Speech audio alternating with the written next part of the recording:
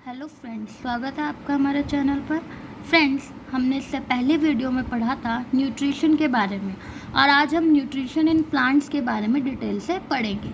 Green plants के अंदर autotrophic nutrition होता है। हमने जाना था कि ऑटोट्रॉफिक न्यूट्रिशन ऐसा न्यूट्रिशन है जिसमें अपना भोजन स्वयं बनाया जाता है। तो ग्रीन प्लांट्स में ये प्रोसीजर होता है और ये अपना भोजन स्वयं फोटोसिंथेसिस की प्रक्रिया के द्वारा बनाते हैं। आज के इस वीडियो में हम फोटोसिंथेसिस के बारे में डिटेल में जानेंगे।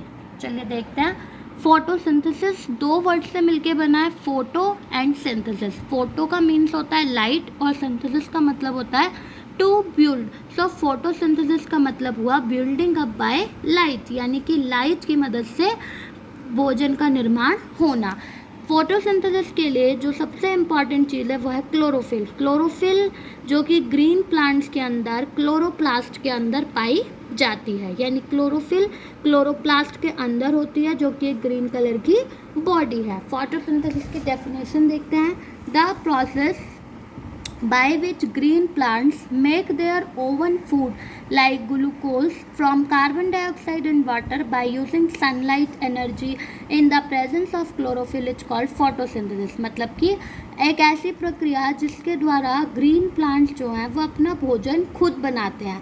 किसका यूज़ करके? कार्बन डाइऑक्साइड और वाटर का यूज़ करके और सनलाइट और क्लोरोफिल की प्रेजेंस में। वो प्रोसीजर फोटोसिंथेसिस कहलाता है। ठीक, इसके लिए एक रिएक्शन है 6CO2 + 6H2O plus light energy in the presence of chlorophyll C6H12O6 + 6O2। यहाँ पर 6CO2 का मतलब है 6 मॉलिक्यूल्स हैं कार्बन डाइऑक्साइड के जो कि एयर से मिल रहे हैं और 6 मॉलिक्यूल्स हैं वाटर के जो कि सॉइल से मिल रहे हैं। ठीक है, लाइट एनर्जी जो कि सन से मिल रही है। क्लोरोफिल की प्रेजेंस में ग्लूकोज की फॉर्मेशन हो रही है और उसके साथ ही 6 मॉलिक्यूल्स ऑफ ऑक्सीजन आ।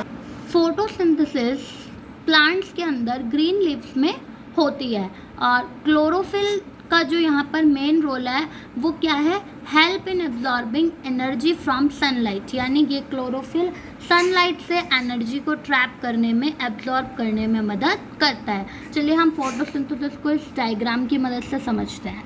यहाँ पर ये सन है और सन से जो भी लाइट आ रही है वो क्लोरोफिल एब्जॉर्ब कर रहा है। इसी के साथ यहाँ पर कार्बन डाइऑक्साइड एंड वाटर भी आ रहे हैं और फिर वही रिएक्शन जो हमने पीछे देखी थी वो रिएक्शन यहाँ पर हो रही है।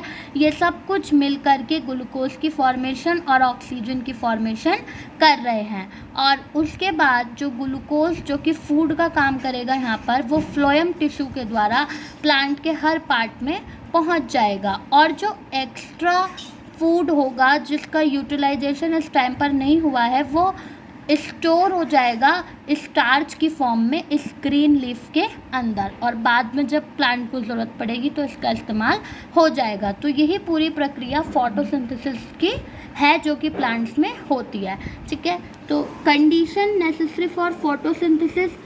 फोटोसिंथेसिस के लिए क्या क्या कंडीशन ज़रूरी है? तो फ्रेंड्स, फोटोसिंथेसिस के लिए सनलाइट, क्लोरोफिल, कार्बन डाइऑक्साइड और वाटर, इन चारों का होना ज़रूरी है। यदि इनमें से एक भी चीज़ ना हो, यानी मान लो अगर सनलाइट नहीं है, क्लोरोफिल है, कार्बन डाइऑक्साइड और वाटर है, तो क्या फोटोसिंथेसिस होगी? नहीं होगी।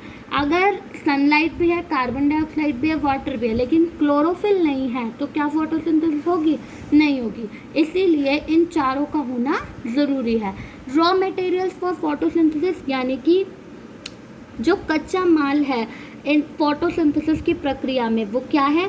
कार्बन डाइऑक्साइड एंड वाटर, यानी कि कार्बन डाइऑक्साइड एंड वाटर का यूज़ यहाँ पर कच्चे माल के रूप में किया जा रहा है फोटोसिंथेसिस के लिए। ठीक है, अब आगे देखते हैं कैसे जो प्लांट्स हैं वो कार्बन डाइऑक्साइड को कैसे ऑब्टेन करते हैं और कैसे ऑक्सीजन का ट्रांसफ़र करते हैं। So friends, how the plants obtain carbon dioxide. देखिए, स्टोमेटा क्या है? लीफ के अंदर a large number of टिनी pores.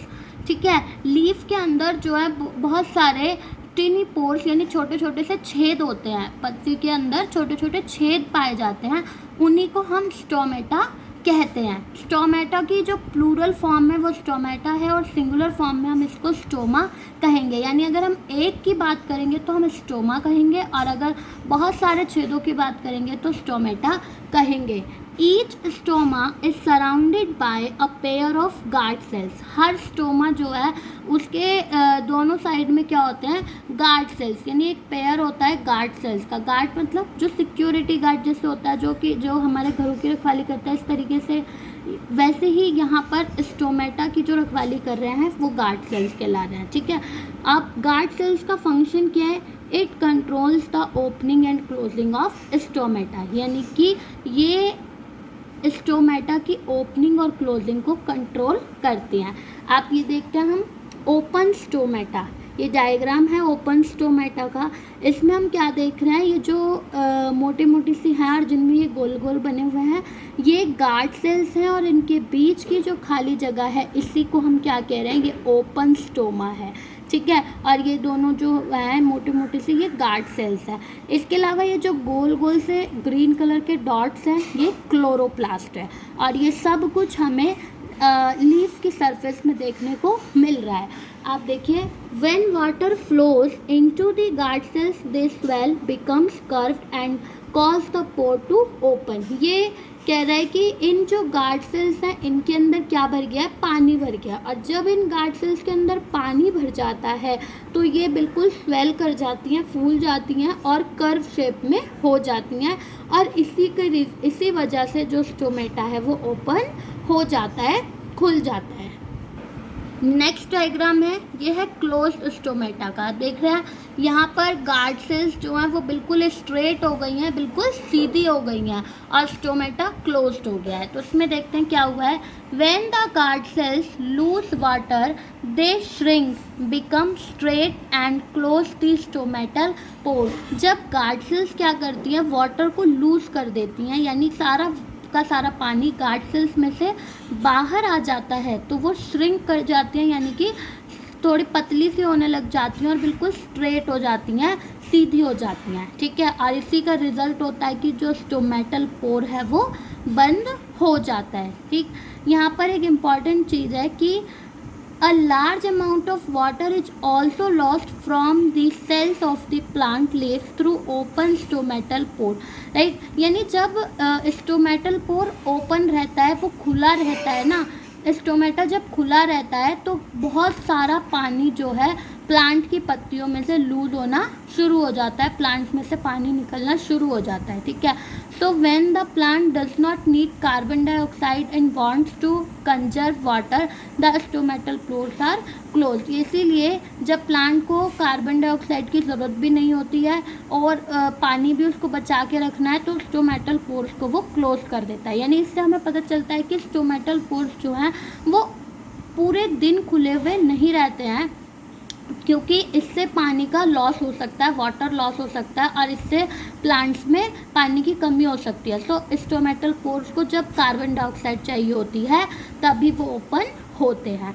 ठीक है, अब आते हैं साइट ऑफ फोटोसिंथेसिस। एक्चुअली में फोटोसिंथेसिस होती कहाँ है, तो देखिए फोटोसिंथेसिस प्लांट्स के अंदर होती है। प्लांट्स के अंदर उनके ग्रीन पार्ट्स में होती है, ग्रीन पार्ट्स के अंदर जो ग्रीन स्टेम्स या लीव्स होती हैं उनमें होती है और उनके डॉर्सल पार्ट में होती है। डॉर्सल पार्ट में भी मीसोफिल सेल्स पाई जाती हैं वहाँ पर, और मीसोफिल सेल्स में स्टोमेटा के अंदर क्लोरोप्लास्ट होता है और क्लोरोप्लास्ट में क्लोरोफिल भरा हुआ होता है और वो ही क्लोरोफिल के कारण, इसी क्लोरोफिल नाम के पिगमेंट की वजह से जो लीव्स हैं वो ग्रीन दिखाई देती है और इसी से कारण फोटोसिंथेसिस होती है। सो फ्रेंड्स, आज की वीडियो में बस इतना ही, मिलेंगे नेक्स्ट वीडियो में। Thank you.